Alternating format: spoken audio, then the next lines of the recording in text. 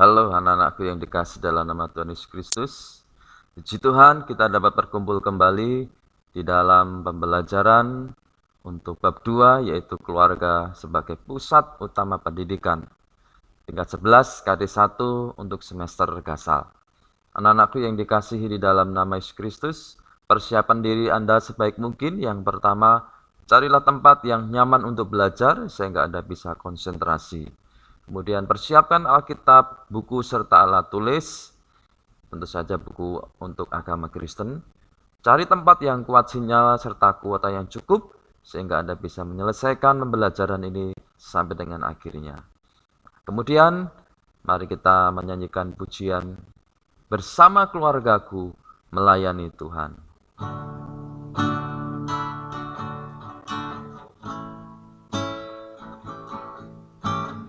Kami datang di hadirat-Mu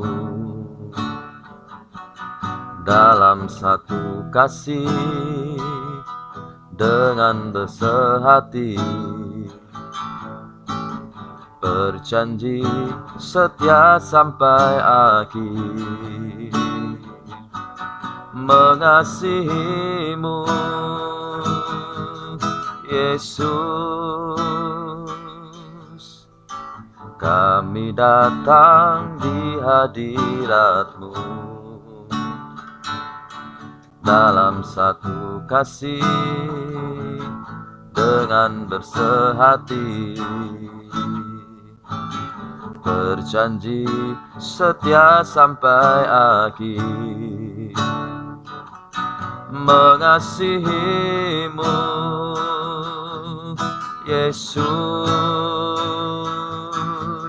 Bersama keluargaku melayani Tuhan, bersatu selamanya mengasihi Engkau.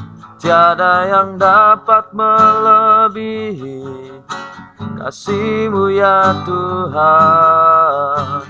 Bagi kami Engkau segalanya. Bersama keluargaku, bersama keluargaku melayani Tuhan, bersatu selamanya mengasihi Engkau.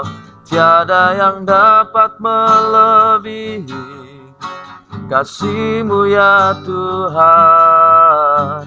Bagi kami Engkau segalanya. Mari kita berdoa.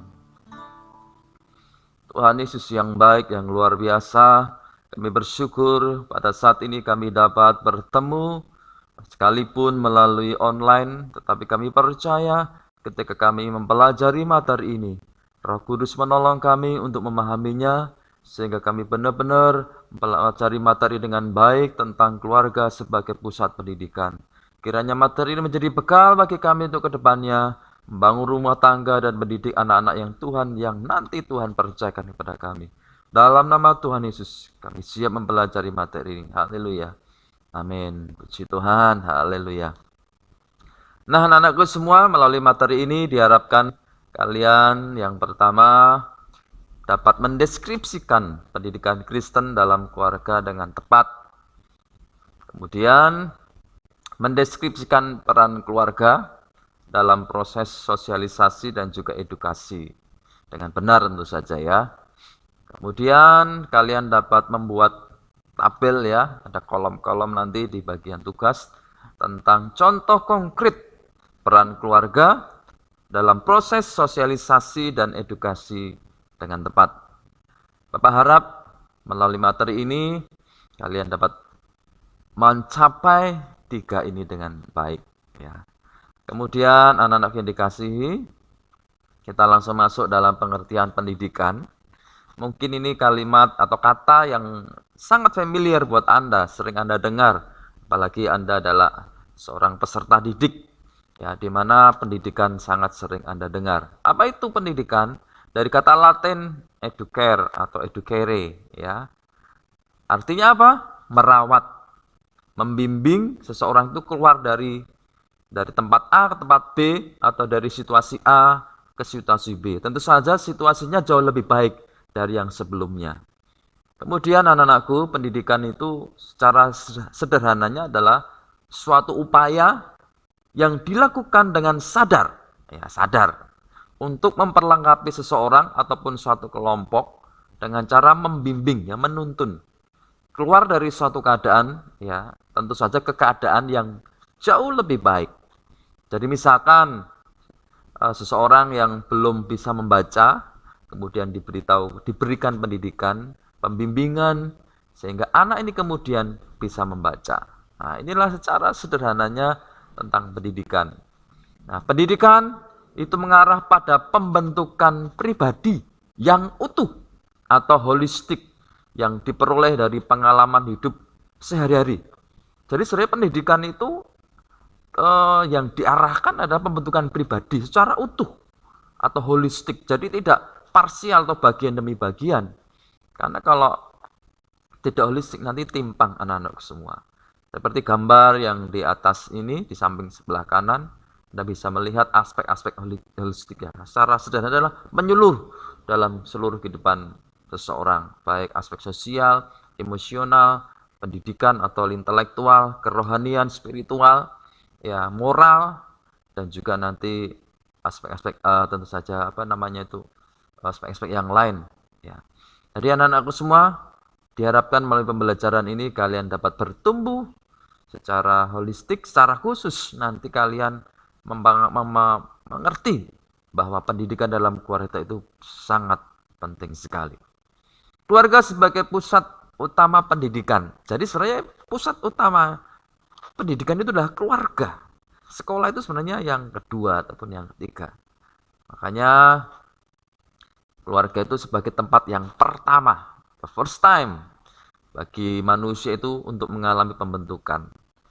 Kita lihat banyak anak-anak yang sukses itu ya mayoritas keluarganya itu sangat mendukung dalam pendidikan anak. Orang tuanya sangat mendorong, sangat peduli, memberikan support yang terbaik untuk anak-anaknya. Ya, namun sebaliknya jika orang tuanya, keluarganya broken, mayoritas anak-anaknya juga akan tidak maksimal dalam pendidikan. Bahkan banyak yang drop out. Orang tua adalah pendidik utama dan pertama bagi anak-anaknya. Nah, peran orang tua sangat penting sekali. Anak-anakku semua, ke depan nanti kalian akan menjadi orang tua dan peran kalian sebagai pendidik itu penting. Apalagi di masa-masa pandemi seperti ini, pembelajaran jarak jauh, online, di rumah, ya orang tua mendampingi dan mereka menjadi ujung tombak dalam pendidikan. Ya, sekarang bukan guru lagi tapi orang tua. Keluarga Kristen harus memberikan pendidikan yang bercorak dan berdasarkan nilai-nilai Kristiani. Jadi sebagai keluarga Kristen yang akan kalian bangun nantinya, kalian juga harus memberikan corak dalam keluargamu yaitu nilai-nilai Kristiani. Ya. Jadi bukan atas nilai-nilai dunia atau masyarakat yang tidak kenal Tuhan Yesus. Tapi Anda nanti sebagai keluarga Kristen harus membangun keluarga, pendidikan di dalamnya yang bercorak nilai-nilai Kristiani berdasarkan Alkitab. Ya, ada berdoa di dalam rumah, ya. Kemudian bisa juga menyanyikan puji-pujian membaca Alkitab.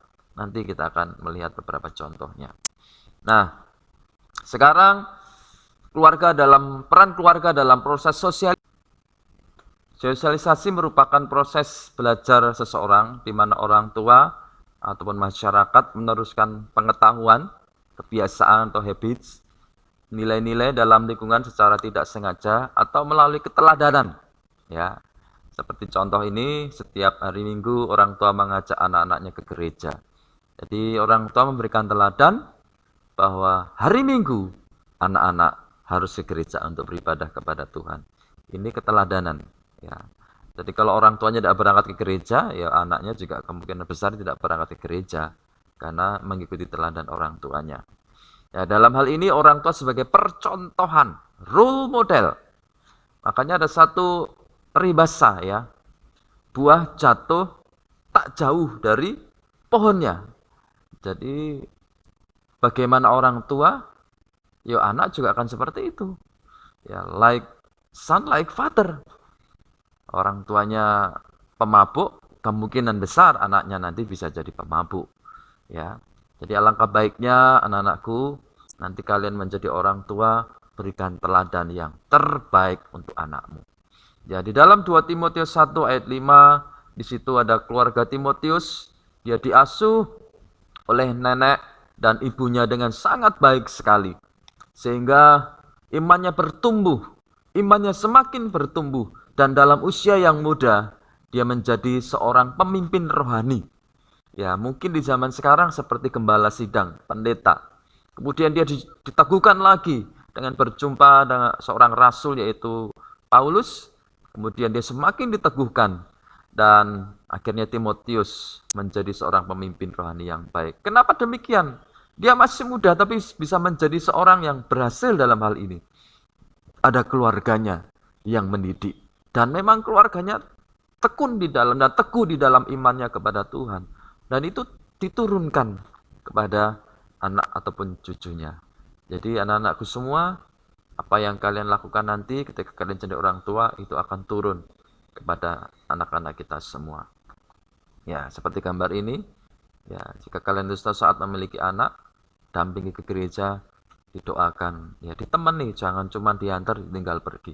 Ditemani sampai mereka merasakan nyaman di gereja. Ya. Kemudian peran keluarga dalam proses edukasi pendidikan. Keluarga merupakan agen pendidik yang terutama. Jadi yang terutama itu adalah keluarga. Proses edukasi adalah suatu proses penyampaian iman yang dilakukan sengaja, sistematis, dan terencana. Jadi direncanakan dalam pendidikan. Seperti sekolah, semuanya ada perencanaan. Seperti Bapak sekarang sedang menyampaikan materi ini sudah direncanakan. Materinya apa, kemudian dibuat PowerPoint-nya, kemudian membuat suatu rekaman sehingga kalian bisa mendapatkan pembelajaran dengan baik. Kemudian diatur juga tugasnya dikumpul kapan. Jadi dalam edukasi keluarga itu harus merencanakan. Ya, jangan sembarangan. Ya, jangan ujuk-ujuk, nggak boleh. Harus direncanakan sehingga nanti berjalan dengan baik. Orang tua sebagai agen of social control, ya, sehingga kehidupan yang dijalani tidak bertentangan dengan nilai-nilai Kristiani yang ditanamkan sejak kecil. Jadi orang tua selain mendidik, mengajarkan sesuatu juga harus mengontrol. Ya, anak harus dipantau, diawasi sehingga kehidupan mereka tidak menyimpang. Jadi kalau anak-anak itu mulai menyimpang, harus diingatkan, ditegur. Kalau perlu dimarahi dengan tegas. Kenapa demikian? Karena untuk mengontrol. Sesuatu yang dikontrol itu ada aturan. Anak saya David yang kedua itu kemarin itu sering bukan sering, pernah mengatakan demikian. Kenapa tuh orang tua itu sering marah-marah? Nah, gitu. Sering mengatur merintah-merintah gitu ya.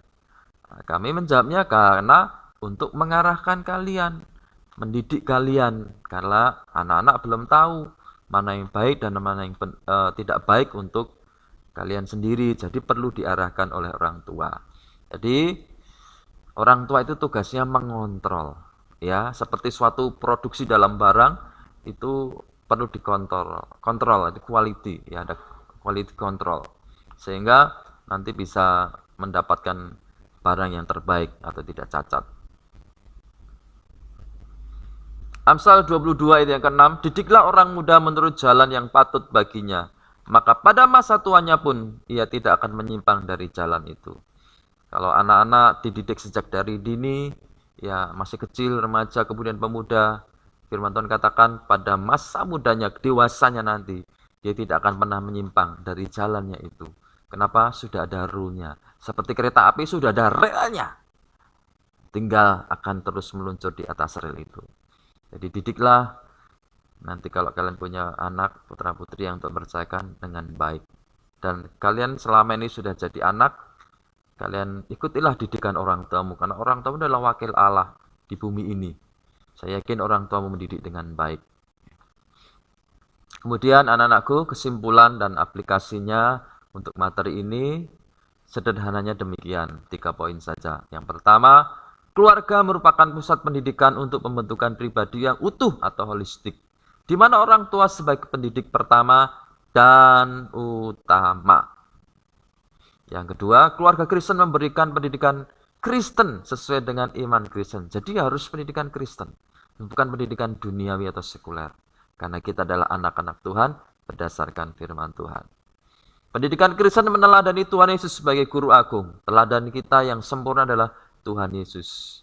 Baca di dalam firman Tuhan, renungkan, ambil kebenarannya, nilai-nilainya, dan sampai Anda resapi dan sampaikan kepada anggota keluarga, khususnya nanti anak-anak yang Tuhan percayakan. Nah, anak-anakku semua, ini merupakan bekal buat Anda ke depan, masih jauh. Tetapi perlu Anda pahami dan persiapan dari sekarang, karena membangun rumah tangga dan mendidik anak-anak itu tidak mudah. Dimulai dari sekarang, Anda memposisikan dirimu sebagai anak, ikutlah didikan orang tuamu dengan benar, dengan baik. Namun jika orang tuamu ada sedikit kesalahan, tidak benar, sampaikanlah usulmu, pendapatmu, teguranmu dengan sopan untuk menghormati, karena mereka adalah orang tua kita. Nah, dari kasih Tuhan Yesus Kristus, ada tugas-tugas yang perlu Anda selesaikan, yang ada di e-learning. Yang pertama, laporan ibadah dan pembacaan Alkitab. Jadi laporkan ya ibadah yang Anda lakukan setiap hari Minggu, baik offline maupun online. Pujiannya apa, natsnya apa, serta khotbah yang disampaikan secara sederhana. Nanti tolong anak-anakku masukkan di bagian sini, ya, itu tentang laporan ibadah. Kemudian uraian singkat, kalian jawab di sini, kerjakan contoh konkret peran keluarga dalam proses sosialisasi dan edukasi dengan tepat seperti yang Bapak jelaskan. Jadi contohnya saja. Kemudian yang terakhir ada ayat hafalan ya, Ulangan 6 ayat 7 sampai 9. Tulis di buku catatan, kemudian ketikkan di bagian tugas 3 ini sehingga kalian bisa semakin menghafal. Nanti satu saat kalau kita ada pertemuan di Zoom, ya Bapak mungkin tunjuk 1-2 orang untuk mengucapkan Ulangan 6 ayat 7 sampai dengan 9. Demikian yang Bapak sampaikan, kiranya dapat menjadi berkat buat Anda semua. Semangat belajar, tetap stay di rumah ya, stay at home supaya mencegah penyebaran COVID-19 dengan lebih baik lagi. Mari kita mengakhiri dengan berdoa. Tuhan Yesus, kami bersyukur untuk pembelajaran pada saat ini. Kami telah mempelajari bahwa keluarga merupakan pusat pendidikan. Kiranya ini menjadi bekal buat kami untuk membangun rumah tangga dan mendidik anak-anak yang suatu saat Tuhan percayakan kepada kami dengan sangat baik. Dan saat ini kami berposisi sebagai anak, kiranya Tuhan menolong kami untuk memahami didikan orang tua kami begitu penting dalam hidup kami.